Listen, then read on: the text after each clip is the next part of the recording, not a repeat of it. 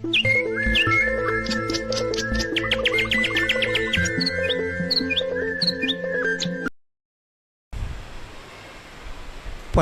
పాదుబాపుర అంతోని వారి పండుగను ఈరోజు మనమంతా కొనియాడుతూ ఉన్నాము.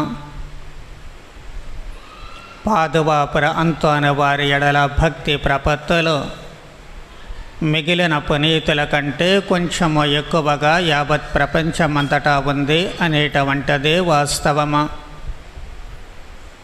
మనము జాగ్రత్తగా గమనించినట్లయితే పునీతులలో మరియ తల్లి తరువాత అంతటి ప్రాచుర్యాన్ని పొందింది, అంతగా భక్తి ప్రపత్తులు వెల్లడింపచేసేది పునీత అంతోని వారే అని మనం చెప్పుకోవచ్చు. ఎందుకు అంటే ప్రతి మంగళవారము కూడా అంతోని వారికి అంకితము చేయబడే ప్రత్యేక ప్రార్థనలు చేయడము మనము చూస్తూ ఉన్నాము. అందుకే ఆయన ఎడల భక్తి చాలా ఎక్కువ ప్రాచుర్యము పొందింది అని మనము చెప్పుకోవచ్చు. ఈ పునీతుడు వాస్తవానికి 13వ శతాబ్దంలో పోర్చుగల్ దేశంలో లిస్బోన్ అనేటువంటి పట్టణంలో జన్మిస్తూ ఉన్నారు. ఆయన తండ్రి ఒక ఉన్నతమైనటువంటి సైనికాధికారి. చిన్నప్పటి నుంచి కూడా క్రైస్తవ్యములో పెరిగినటువంటి వ్యక్తి. చాలా భయభక్తులు కలిగినటువంటి బిడ్డగా పెరుగుతూ ఉన్నాడు. అందుకే తాను పునీత అగుస్తీను వారి సభలో చేరి గురువావుతూ ఉన్నారు. 2 ఏళ్ల పాటు గురువుగా అగుస్తీను వారి సభలో సేవలందించినటువంటి అంతోని వాస్తవానికి ఆయన పేరు అంతోని కాదు, కానీ ఫెర్నాండో అనేటువంటిదే. ఫెర్నాండోగా అగుస్తీను వారి సభలో 2 ఏళ్ల పాటు సేవలు అందించి ఆ తర్వాత ఆఫ్రికా దేశంలో అప్పుడే పునీత ఫ్రాన్సిస్ వారి సభకు చెందినటువంటి మిషనరీలు వేదసాక్షి మరణం పొందడం ఆయన చూచి అటువైపు ఆకర్షితులవుతూ ఉన్నారు.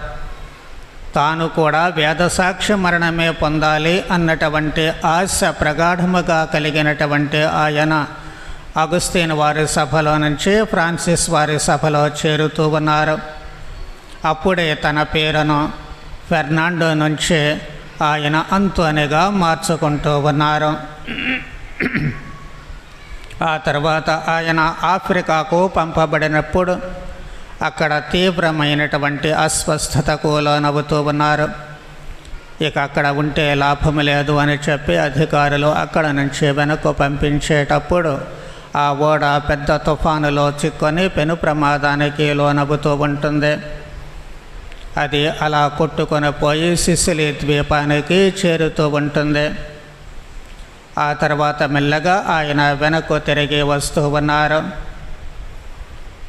పునీత అంతోని వారు ఒక వేదాంత బోధకుడు. ఇటలీ, ఫ్రాన్స్లో ఆయనను బోధించడానికి సభ పెద్ద అయినటువంటి ఫ్రాన్సిస్ గారు నియమిస్తూ ఉన్నారు. ఆయన బోధనల ద్వారా కథోలిక మతాన్ని వదిలి ఇతర శాఖలలో చేరినటువంటి అనేక మంది తిరిగి వెనక్కి తల్లి అయినటువంటి శ్రీసభ, కథోలిక శ్రీసభలోనికి వస్తూ ఉన్నారు. వివిధ రకాలైనటువంటి అనుమానాలు, వివిధ రకాలైనటువంటి అపోహలు మాట్లాడేటువంటి వారికి ఆయన గొడ్డలి పెట్టు అని చెప్పుకోవచ్చు. అంత తీవ్రంగా వారిని ఖండించి అసలు సిసలైనటువంటి వేదమేమిటి అనేటువంటిది ఆయన బోధిస్తూ ఉన్నారు. అందుకే ఇటలీ, ఫ్రాన్స్లో 2 చోట్ల కూడా ఎక్కువగా ఆయన తన జీవిత కాలంలో బోధిస్తూ ఉన్నారు. 1230వ సంవత్సరంలో తపస్సు కాలము ముగిసేసరికి ఆయన ఈ బోధనల మూలంగా పూర్తిగా అలసిపోయారు. ఒంట్లో శక్తి అంతా కూడా నశించిపోయింది. ఆ సమయంలో ఆయన అస్వస్థతగా ఉన్నప్పుడు తిరిగి పాదువాకు వెళ్ళాలి అని చెప్పి ఆయన అనుకున్నారు. పాదువాకు వెళ్ళడానికి ముందు కంపో సింపియారోగ్రం అనేటువంటి ఒక చిన్న మఠములో విశ్రాంతి తీసుకోవాలి అని పెద్దల అనుమతి పొందారు.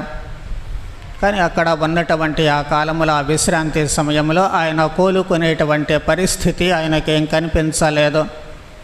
అందుకే 2 సహాయ సన్యాసులను తీసుకొని ఆయన పాదువా వెళ్ళి అక్కడే మరణించాలి అని చెప్పి తన కోరికను అందరికీ కూడా వెల్లడిస్తూ ఉన్నారు.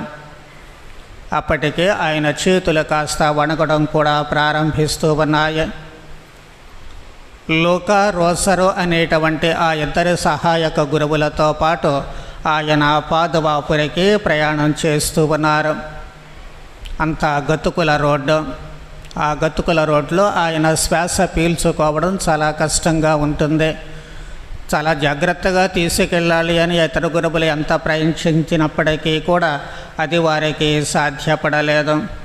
ఆ సమయంలో అంతోని వారు చిన్నగా నవ్వుతూ వాళ్లతో ఓ మాట చెప్పారు. అదేమిటి అంటే,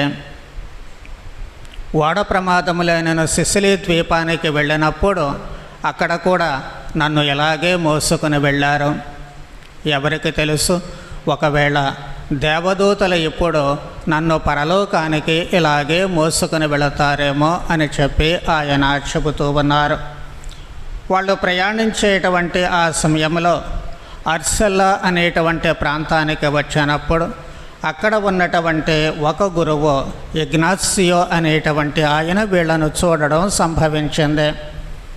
పరిస్థితిని గమనించినటువంటి ఆయన వెంటనే వారి ఆశ్రమానికి వీరిని తీసుకుని వెళుతూ ఉన్నారు. అక్కడ ఉన్నటువంటి మఠవాసనుల కన్యాశ్రీల గృహములో సపర్యలు చేస్తూ ఉన్నారు. చివరకు అవస్థభ్యంగము కూడా అంతోని వారికి ఆ ఇగ్నాసియో అనేటువంటి గురువు ఇస్తూ ఉన్నారు. ఆ సమయంలో గది మూలలో పునీత అంతోని వారు ఒక వెలుగును చూస్తూ ఉన్నారు. ఆ సమయంలో వాళ్ళ చేతుల్లోనే వాళ్ళందరూ కూడా ప్రార్థన చేస్తూ ఉండగానే ఆయన కన్ను మూస్తూ ఉన్నారు.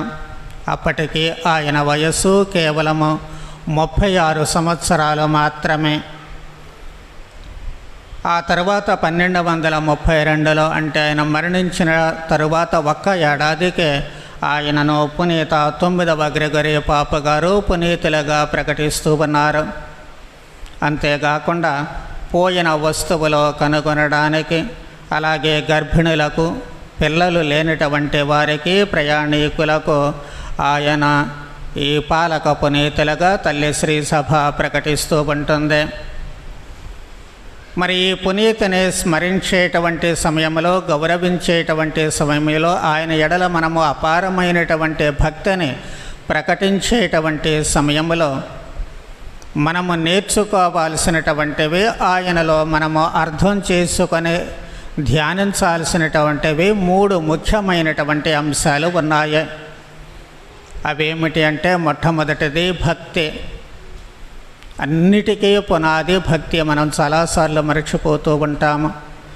భక్తి అనేటువంటిది మనిషి జీవితంలో ఉంటే ఖచ్చితంగా ఆ భక్తి అనేటువంటి పునాది మీద ఉత్తమమైనటువంటి జీవితం నిర్మింపబడుతూ ఉంటుంది. పునీత అంతోని వారికి చిన్నప్పటి నుంచి కూడా చాలా భక్తి ఉండేది. దేవాలయంలో ఉన్నప్పుడు కానీ, దేవాలయంలో ప్రవర్తించేటప్పుడు కానీ, దివ్య పూజ అంటే కానీ అమితమైనటువంటి భక్తి ఉండేది. దివ్య పూజ జరుగుతుంది అంటే దివ్య సత్ప్రసాదంలో కొనకుండా, దివ్య పూజలో పాల్గొనకుండా ఆయన పసివాడైనప్పటికీ ఉండలేకపోయేవాడు. ఎందుకంటే కుటుంబం అలాంటిదే, చాలా భక్తి కలిగినటువంటి కుటుంబము. ఒకసారి కుటుంబం అంతా కూడా దివ్యబలి పూజలో పాల్గొనేటువంటి సమయంలో చిన్న కుర్రాడుగా ఉన్నటువంటి అంతోనిని తండ్రి తీసుకుని వెళ్ళి పొలములో ఉంచుతూ ఉన్నాడు. వాళ్లకు ఒక పొలం ఉంది. మరి ఆ పొలములో పక్షులు వచ్చి పంటను తినేస్తూ ఉన్నాయి. కాబట్టి వాటిని తోలడానికి వీళ్ళు తిరిగి వచ్చేంత వరకు కూడా ఆ పంటను సంరక్షించి ఆ పక్షులను తోలడానికి అంతోని వారిని కాపలాగా పెట్టి వెళుతూ ఉంటారు. దివ్య సత్ప్రసాదం తీసుకునేటువంటి సమయంలో అకస్మాత్తుగా అంతోని అక్కడ దివ్య సత్ప్రసాదం స్వీకరిస్తూ కనిపించేసరికి తండ్రి చాలా కోపోద్రిక్తుడవుతూ ఉన్నాడు. ఆ కోపముతో బయటకు వచ్చిన తర్వాత చెవి పట్టుకొని, ఏంటి నువ్వు చేసింది, నేను చెప్పిందేంటి, నువ్వు చేసిందేంటి అని చెప్పి గట్టిగా మందలించాడు. ఎందుకంటే అక్కడ పంట పోతూ ఉంటుంది. అప్పుడు అంతోని, బాలుడైనటువంటి అంతోని ఏమీ మాట్లాడకుండా తన తండ్రి చెయ్యి పట్టుకొని పొలానికి తీసుకొని వెళుతూ ఉన్నాడు. మాటామంతి లేకుండా ఎలా తీసుకుని వెళుతున్నాడు ఏంటని మిగిలినటువంటి కుటుంబ సభ్యులు కూడా వెళుతూ ఉన్నారు. పొలంలోకి వెళ్ళిన తర్వాత అక్కడ మంచె ఉంటుంది, మీకు తెలుసో లేదో. ఈ పక్షులను తోలడానికి ఒక చిన్న అటుకలాగా కట్టి దాని మీద చిన్న ఇల్లు కడతారు. పైకెక్కి దాంట్లో ఉండే పక్షులను తోలుతూ ఉంటారు. బాలుడైనటువంటి అంతోని గబగబా అక్కడికి వెళ్ళి ఆ మంచె పైకెక్కి దాని తలుపులు తీస్తాడు. అప్పుడు దాంట్లో ఉన్నటువంటి పక్షులన్నీ కూడా బిలబిలామంటూ బయటికి వచ్చేస్తూ ఉన్నాయి. జరిగింది ఏమిటి అంటే, కుటుంబంలో అందరూ వెళ్ళారు, ఒక్కడనే వదిలేశారు. తానేమో గుడికి వెళ్ళాలి అనేటువంటి ఆశ. ఈ ఆశను చంపుకోలేక ఏం చేయాలో అర్థం కాల, పిచ్చెక్కినట్లయింది. అందుకే గబగబా తలుపులు తీసి ఆ తలుపు దగ్గర నిలబడి పక్షులన్నిటినీ కూడా రమ్మని పిలిచాడు. దేవుడు ఆ పసివాడి మాటను ఆలకించారు. అందుకే అక్కడ ఉన్నటువంటి పక్షులన్నీ లోపలికి వెళ్ళిపోయాయి. వెంటనే తలుపు వేసేసి ఆయన కూడా దేవాలయానికి వస్తూ ఉన్నాడు. ఇది భక్తి. ఈ భక్తి మనం చిన్నప్పటి నుంచి కూడా పిల్లల్లో నేర్పాలి. నేర్పితే వస్తుంది, మనం నేర్పకపోతే రాదు. నేను చాలాసార్లు ఈ గ్రహ ఆశీర్వాదాలకు, ఈస్టర్ సీజన్లో మరి గృహ ఆశీర్వాదాలు చేసేటువంటి సమయంలో చిన్నపిల్లలు ఉంటూ ఉంటారు. వాళ్ళంతా ఏం చేస్తూ ఉంటారు, చాలాసార్లు మనం ప్రార్థన చేస్తూనే ఉంటాము, మంచాల మీద పడి దొర్లుతూ ఉంటారు. కొంతమంది చక్కగా చేతులు జోడించి ప్రార్థిస్తూ ఉంటారు. వీళ్ళందరిలోకి కూడా ఒక చిన్న పాప నన్ను బాగా ఆకట్టుకుంది. చాలా చిన్న పాప, ఇంకా బడికి వెళుతుందో లేదో తెలియదు. కానీ తన అన్నో తమ్ముడు అదే వయసు ఉన్నటువంటి మరొక బాలుడు ఆ ఇంట్లో అటు ఇటు గెంతుతూ ప్రార్థన చేస్తూ ఉంటే, ఆ మంచాల మీద పడి అటు ఇటు దొర్లుతూ ఉండేటువంటి సమయంలో ఆ పాప మాత్రం మోకరించి ప్రార్థన చేసింది. ఇంట్లో ఎవరూ మోకరించలే, పెద్దాళ్ళు కూడా. కానీ ఆ పాప మాత్రం మోకరించింది. ఎవరూ చెప్పలే నువ్వు మోకరించమ్మా అని. అందరూ చేతులు జోడిస్తున్నారు, తాను కూడా చేతులు జోడించింది. ఆ తర్వాత ప్రార్థన చేస్తూ ఉంటే ఆమె మోకరించింది. చాలా చిన్న పాప. ఎందుకు చేసింది అంటే నేర్పినటువంటి విధానము, తల్లిదండ్రులు నేర్పినటువంటి విధానం. అందరూ నేర్చుకోకపోవచ్చు, అక్కడే ఒక బాలుడు నేర్చుకోలేదు, కానీ ఒక పాప నేర్చుకుంది. కాబట్టి వాళ్లకు మనం నేర్పాలి ఆ భక్తి. దేవుని ఎడల, దివ్య సత్ప్రసాదం ఎడల భక్తి అనేటువంటిది మనం ఎప్పుడూ కూడా నేర్పుతూ ఉన్నట్లయితే ఖచ్చితంగా వాళ్ళు అదే భక్తిలో పెరుగుతూ ఉంటారు. అందుకే పసితనము నుంచి దివ్య సత్ప్రసాదం ఎడల భక్తి ఉంది కాబట్టి ఆయన గురువు అయిన తర్వాత కూడా అదే భక్తిని కొనసాగించారు. అందరికీ బోధించారు దివ్య సత్ప్రసాదంలో ప్రభువైన యేసుక్రీస్తు ఉన్నారు అని. ఒక ధనవంతుడు దాన్ని నమ్మల, స్వామిని ఎగతాళి చేశాడు. స్వామికి కోపం వచ్చింది. అప్పుడప్పుడు స్వామి కొంచెం కోపం ఎక్కువ. కోపం వచ్చి ఆయనతో అన్నారు, ఇక చాలే, నువ్వు ఆరాధించకపోతే నీ గాడిద ఆరాధిస్తూ ఉంటుంది అని చెప్పి అన్నారు.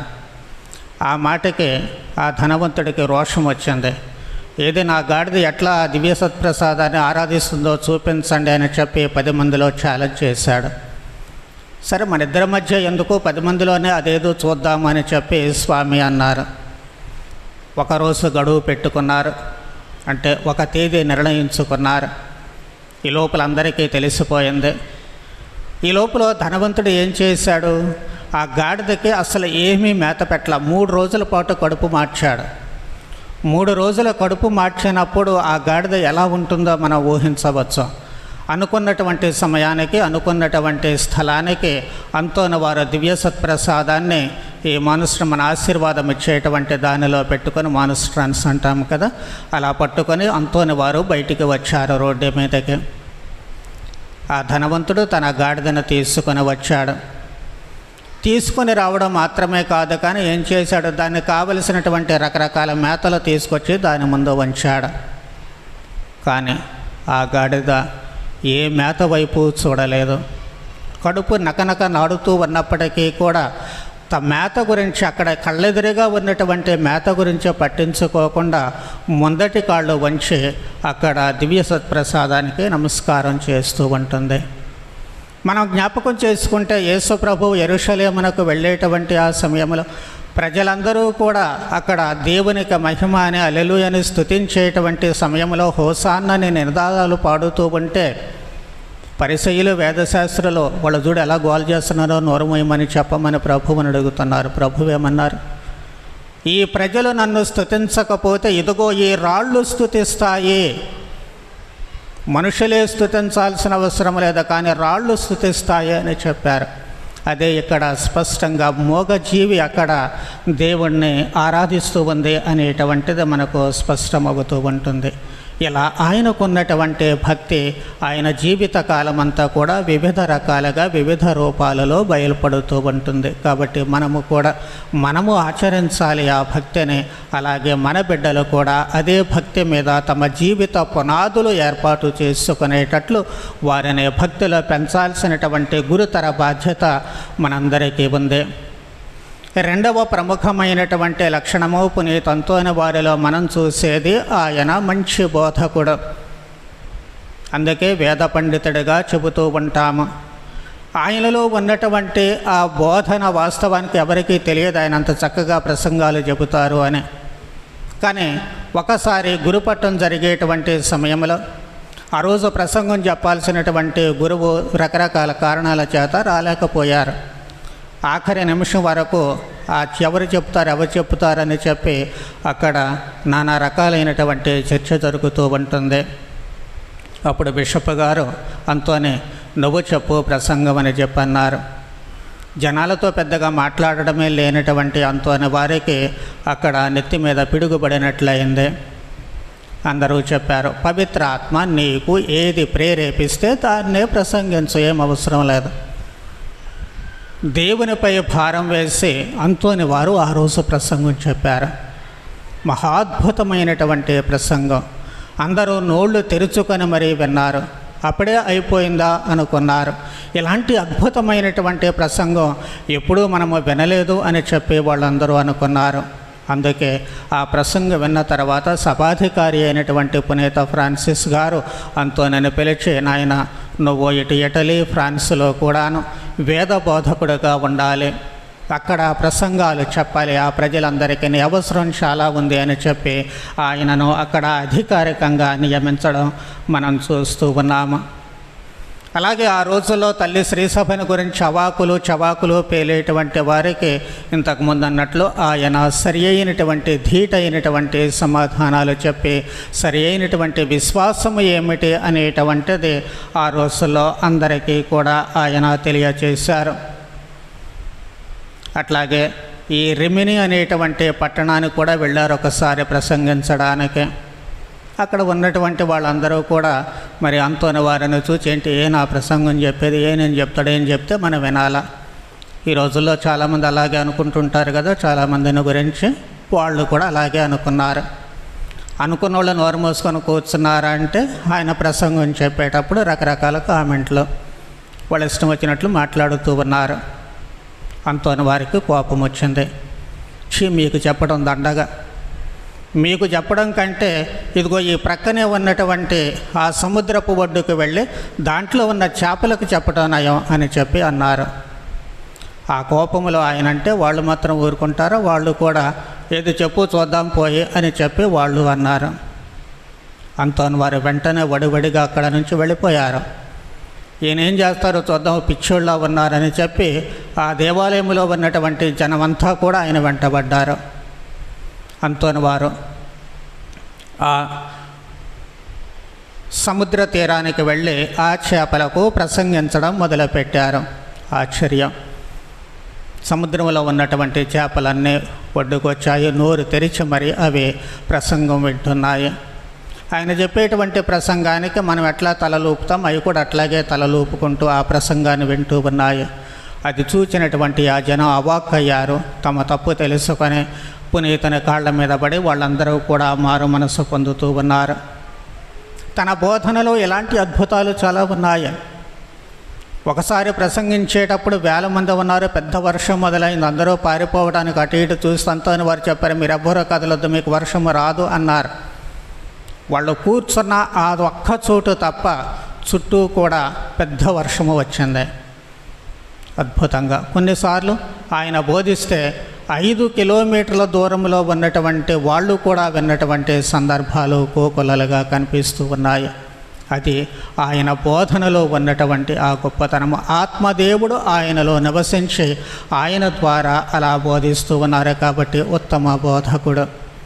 ఎందుకు వచ్చింది అది? ఆయన భక్తి మీద తన జీవితాన్ని నిర్మించుకున్నారు కాబట్టి. ఇక్కడ గురువులు మాత్రమే బోధించడం కాదు, ప్రతి ఒక్కరము బోధించడానికి పిలువబడ్డాము. మీ పిల్లలకు మీరే ప్రథమ బోధకులు. కేవలము క్యాటగిజం క్లాసులోనే కాదు, మీరే నేర్పాలి, మీరే బోధించాలి. శిలువ గుర్తు దగ్గర నుంచి దేవుణ్ణి గురించి మీరు బోధించిందే ఎక్కువగా పిల్లలకు ఆకట్టుకుంటూ ఉంటుంది. అలాగే ఇంట్లో ఉండేటువంటి ప్రతి వాళ్ళకి, లేకపోతే సహచరులకు, ఎవరికైనా సరే మనము క్రీస్తు గురించి చెప్పాల్సినటువంటి అవసరం ఏర్పడుతూ ఉంటుంది. మనం ఎలా చెబుతామో అనేటువంటి దాని మీద ఆధారపడుతుంది. ఎలా చెబుతామంటే మనం నమ్మిన దాన్ని బట్టి చెప్పగలుగుతూ ఉంటాము, మనం విశ్వసించిన దాన్ని బట్టి మనం చెప్పగలుగుతూ ఉంటాము. కాబట్టి ఆ విధముగా ఆయన ఉత్తమమైనటువంటి బోధకుడిగా ఉంటూ ఉన్నారు. చివరిగా మూడవది, ఆయనలో ఉన్నటువంటి అత్యంత ఉత్తమమైనటువంటి సుగుణము ఉదారత. అది చిన్నప్పటి నుంచి ఆయనకి అలవాటు అవుతూ ఉంటుంది. ఎందుకంటే వాళ్ళు ఉండేటువంటి వీధి చివర చాలామంది పేదవాళ్ళు ఉన్నారు, తినడానికి తిండి లేక బాధపడేటువంటి వాళ్ళు. అది చూచినటువంటి పసివాడైనటువంటి అంతోనే ఏం చేశాడు, వాళ్ళమ్మ బ్రేక్ఫాస్ట్కి ఇచ్చినటువంటి ఆ రొట్టెలను ఆయన తినకుండా మెల్లగా ఎవరూ చూడకుండా జేబులో వేసుకొని చూస్తే మళ్ళీ వాళ్ళు గొడవ చేస్తారు, తిడతారు. అందుకనే ఎవరూ చూడకుండా జాగ్రత్తగా తీసుకుని వెళ్ళి ఊరి చివర ఆ పేదవాళ్లకు పంచిపెడుతూ ఉండేవాళ్ళు. కొన్ని రోజులు వాళ్ళు ఎక్కువ మంది వస్తే గబగబా వెనక పరిగెత్తుకొని వచ్చి, అమ్మమ్మ నాకు ఆకలి అవుతుంది, ఇంకొక రొట్టె 2 రొట్టె ఇవ్వవా అని చెప్పి అడుగుతూ ఉండేవాడు. ఇంతలోనే తినేసి వచ్చాడా మళ్ళీ అడుగుతున్నాడు అని చెప్పి తల్లి మొదట్లో అనుమాన పడలేదు. కానీ రాను రాను ఆమెకు కొంచెం అనుమానం కలిగింది. నిజంగా తింటున్నాడా, ఏం చేస్తున్నాడు ఈ రొట్టెలు ఈ పిల్లవాడు అని చెప్పి వాళ్ళమ్మ రొట్టెలు ఇచ్చినట్టే ఇచ్చి ఆయన వెనకాల వెళ్ళింది తెలియకుండా. ఆమె చూచి అవాక్కయింది. ఆ రొట్టెలు తాను తినడం లేదు, కానీ అక్కడ ఉన్నటువంటి ఆ పేదవాళ్లకు పంచిపెడుతూ ఉన్నాడు. ఆమె కళ్ళలో నీళ్లు తిరిగాయి. అందుకే ఆ రోజు నుంచి ఆ బాలుడు అడగకుండానే మిగిలినటువంటి వాళ్లకు ముందు ఇచ్చి మిగిలినటువంటి రొట్టెలన్నీ అంతోని వారికి చేస్తూ ఉండేది. ఈ కారణం చేతనే మనము ప్రతి మంగళవారము దివ్య బలి పూజలో ఈ రొట్టెలను సమర్పించి మనం పంచిపెడుతూ ఉంటాము. అసలు కారణము ఇది. ఈ ఉదారత అనేటువంటి దానికి చిన్నప్పటి నుంచి వచ్చింది. మనం గుర్తుంచుకోవాల్సింది ఏమిటి అంటే, ఉదారత అనేటువంటిది నీలో ఉంటే, ఇచ్చేటువంటి గుణము అనేటువంటిది మనిషిలో ఉంటే, నీకు అవసరమైనప్పుడు అదే ఉదారత నీకు లభిస్తూ ఉంటుంది 1000 రెట్లుగా. అది అంతోని వారి జీవితంలో చాలాసార్లు రుజువు అవుతూ ఉంటుంది. చాలాసార్లు ఆశ్రమంలో అక్కడ ఉన్నటువంటి గురువులకు తినడానికి ఉండేది కాదు, ఏం చేయాలో వాళ్ళకి అర్థమయ్యేది కాదు, పాలుపోయేది కాదు. అంతోని వారు మాత్రం ప్రశాంతంగా ఉండేవాళ్ళు. ఆయన సుపీరియర్ అక్కడ. మరి ఎలా తినడానికి ఏమిటి అని చెప్పి మిగిలినటువంటి సన్యాసి గురువులు అడిగినప్పుడు మీరేం బాధపడద్దు, దేవుడే ఇస్తారులే అనేవాళ్ళు. కానీ ఆ సమయానికి ఎవరో ఒకరు కూరగాయలు తెచ్చిచ్చేవాళ్ళు, లేకపోతే రొట్టెలు తెచ్చిచ్చేవాళ్ళు. ఆహారానికి కొరత అనేటువంటిది లేకుండా ఎవరో ఒకరు తీసుకుని వచ్చి ఇస్తూ ఉండేవాళ్ళు. చివరకు జోరున వర్షం కురిసేటప్పుడు కూడా ఆ వర్షంలో వర్షాన్ని కూడా లెక్క చేయకుండా పని మనిషిని పంపి అంతోని వారికి కూరగాయలు పెంచినటువంటి సంఘటనలు కూడా ఉన్నాయి. ఆ టైంలో దేవుడు ఏం చేశారు, ఆ వెళ్ళినటువంటి పని మనిషి మీద ఒక్క చుక్క కూడా వర్షము పడకుండా దేవుడు చేస్తూ ఉన్నారు. ఆ పని మనిషి తిరిగి వచ్చిన తర్వాత చెబుతుంది, అమ్మ ప్రతిసారి నన్నే పంపండి వాళ్ళకి ఈ కూరగాయలు ఇవ్వడానికి, ఎందుకంటే దేవుడు నా మీద చుక్క వర్షం కూడా పడనివ్వలేదు. అది ఆ అనుభూతి అనేటువంటిది చాలా అద్భుతంగా ఉంది. వాళ్ళకు అక్కడ ఇచ్చేటప్పుడు పొందేటువంటి అనుభూతి, అసలు నేనే ఇస్తున్నాను అనేటువంటి అనుభూతి నాకు కలుగుతుంది, నన్నే పంపండమ్మా అని చెప్పి ఆ మనిషి చెప్పడం కూడా మనము ఆయన జీవిత చరిత్రలో చూస్తూ ఉంటాము. ఈ ఉదారత, ఇదే ఉదారత ఇంకా చాలా చోట్ల కనిపిస్తూ ఉంటుంది. ఒకసారి మరియ తల్లి ఆయనకు ఒక దేవాలయం నిర్మించాలని చెప్పినప్పుడు అందరి దగ్గర ఆయన అడుగుతూ ఉన్నారు. ఒక ధర్మాత్ముడు కొన్ని రాళ్ళు ఇచ్చాడు. ఆ రాళ్లను అక్కడ దేవాలయం ప్రాంగణానికి మోసుకొని వెళ్ళాలి. అక్కడ ఉండి చూస్తూ ఉంటే ఒక బండి వస్తూ ఉంది, గుర్రపు బండి. ఆ బండిని ఆపిన ఆయన, ఇదిగో కాస్త ఈ 4 రాళ్లను తీసుకొని అక్కడ దేవాలయానికి చేర్చు, దేవాలయం నిర్మించాలి అని చెప్పినప్పుడు ఆయన ఎట్లా తప్పించుకోవాలా అని ఆలోచించాడు. ఆలోచించి, మనం ఇక్కడ ఏ పని చేస్తాము, ఫాదర్ గారు అంటే పని పాట లేకుండా ఇలాంటివన్నీ అడుగుతూ ఉంటారు, చేయమంటారు, మనకెక్కడ కుదురుద్దులే అని చెప్పి అనుకున్నాడు. టకీమని చక్కటి ఆలోచన వచ్చింది. గుర్రబండి అంటే అటు ఇటు మూసేసి ఉంటాయి కాబట్టి, స్వామి మీరేమనుకోవద్దండి, ఎందుకంటే ఈ గుర్రబండిలో నా కుమారుడు ఉన్నాడు, ఆయన చనిపోయాడు, మరి నేను తీసుకెళ్ళి ఆయన సమాధి చేయాలి కదా, నేను ఇప్పుడు హెల్ప్ చేయలేనండి అని చెప్పి అన్నాడు. స్వామి అన్నారు, అయ్యో నాయన అలాగా, మరి అట్లయితే నువ్వు ఇంటికి వెళ్ళి ఆ పని చేయి, ఆ నీ బాలుడిని కుమారుణ్ణి సమాధి చేసే పనిలో నువ్వు ఉండు, నేను ఇబ్బంది పెట్టనులే అని చెప్పి పంపించేశారు. ఇంటికి వెళ్ళిన తర్వాత, అమ్మయ్య ఫాదర్ గారి దగ్గర నుంచి తప్పించుకొచ్చాను, లేకపోతే జిడ్డులాగా వదిలేవాళ్ళు కాదు అని చెప్పి అనుకొని సంబరపడిపోయాడు. గుమ్మం దగ్గరికి వచ్చిన తర్వాత దిగి తన కుమారుని పిలిస్తే వాడు పలకడం లేదు. నిద్రపోయాళ్ళే అనుకున్నాడు. గబగబా వెనక్కి వెళ్ళి తెర తొలగించి అంత కొట్టి లేపినా కానీ లేవడం లేదు. అప్పుడు కానీ అర్థం కాలా చచ్చిపోయాడు నిజంగానే అని. చేసినటువంటి తప్పు తెలిసిందే. గబగబా మళ్ళీ పరిగెత్తాడు స్వామి దగ్గరికి, కాళ్ళ మీద పడి, క్షమించండి, నేను అబద్ధం చెప్పాను, ఆ అబద్ధమే నిజమై కూర్చుంది, నా కుమారుని బ్రతికించండి అంటే అప్పుడు అంతోని వారు మళ్ళీ వెళ్ళి అక్కడికి వెళ్ళి ప్రార్థన చేసి బాలుని బ్రతికిస్తూ ఉన్నారు. అప్పటి నుంచి దేవాలయం పూర్తయ్యేంత వరకు ఏది అవసరమైనా సరే ఆయన ఉచితంగానే అక్కడకు సప్లై చేస్తూ ఉండేవాడు. కాబట్టి ఈ విధంగా ఉదారత అనేటువంటిది మనకు అంతోని వారి జీవితంలో స్పష్టంగా తిరిగి ఆయనకు వివిధ రకాలుగా వివిధ రూపాలలో మేలు చేసింది అనేటువంటిది స్పష్టమైంది. అందుకే ఆయన దైవానుగ్రహపూరితుడిగా మిగిలిపోతూ ఉన్నారు. అంటే 2 చోట్ల ఒకేసారి ఉండేటువంటి వరానుగ్రహం ఆయనకు కూడా అనుగ్రహింపబడుతుంది. మన బ్రదర్ జోసెఫ్ తమ్మి గారు కూడా 2 చోట్ల ఒకేసారి ఉండేటువంటి వరాన్ని పొందారు. అలాగే ఇక్కడ పాదువాపురం అంతోని వారు గారు కూడా ఒకసారి హల్లెలూయా గీతం పాడడానికి ఒప్పుకున్నారు, కానీ మర్చిపోయారు. మరొక చోట దివ్య బలి పూజ చేస్తూ అక్కడ పాడుతూ ఉన్నారు పాస్కా పండుగకి. కానీ అద్భుతంగా అక్కడ కూడా వాళ్ళ దగ్గర కూడా అంతోని వారు ఉండి అక్కడ పాడడం ఆనాటి విశ్వాసులు చూస్తూ ఉన్నారు. దేవుడు ఆయన మతి మరుపును కూడా ఇక్కడ ఈ విధముగా వినియోగించుకొని ఆయన ఇచ్చినటువంటి మాట నెరవేరడానికి అలాంటి వరానుగ్రహాలను ఇస్తూ ఉన్నారు. కాబట్టి ఈ విధముగా ఆయన చూపించినటువంటి ఆ అంకితాభావముతో కూడినటువంటి ఆ జీవితము, ఆయనకు బాధలు లేకుండా, బాధలు లేవని కాదు, కానీ కొన్నిసార్లు ఆ బాధలను దేవుడే తీసేసేవాళ్ళు. ఒకసారి తలనొప్పి వచ్చింది, ఆ విపరీతమైనటువంటి బాధపడుతూ ఉన్నారు, ప్రార్థన చేస్తూ ఉన్నారు. ఆ టైంలో బాలయేసు ప్రత్యక్షమై ఆయన నుదుటిపై తన చేతితో రాస్తూ ఉన్నారు. తలనొప్పి మటుమాయం అవుతూ ఉంటుంది. అందుకే అంతోని వారి ప్రతిమల స్వరూపాలు మనం ఎప్పుడు చూసినా బాలయేసును ఎత్తుకొని ఉన్నట్లుగా మనకు కనిపిస్తూ ఉంటుంది. కారణము ఇదే. కాబట్టి ఈ విధముగా దేవుడు ఆయనను వెన్నంటి ఉన్నారు. దేవుడు ఆయనతో ఉండి తన కార్యాన్ని నెరవేర్చుకుంటూ ఉన్నారు. ఆయన తనను తాను పూర్తిగా సమర్పించుకుంటూ ఉన్నారు. కాబట్టి ఈ రోజున మనము అంతోని వారి పండుగను కొనియాడేటువంటి నేపథ్యంలో ఆయనలో ఉన్నటువంటి ఈ సుగుణాలను మనము కూడా అనుసరించడానికి ప్రయత్నం చేస్తూ ఆయన మధ్యస్థ ప్రార్థనల ద్వారా మనము కూడా దేవునికి ప్రియమైనటువంటి వ్యక్తులుగా మారే వరాన్ని దయచేయమని భక్తితో ప్రార్థన చేద్దాం. పితా పుత్ర పవిత్రాత్మ నామమున.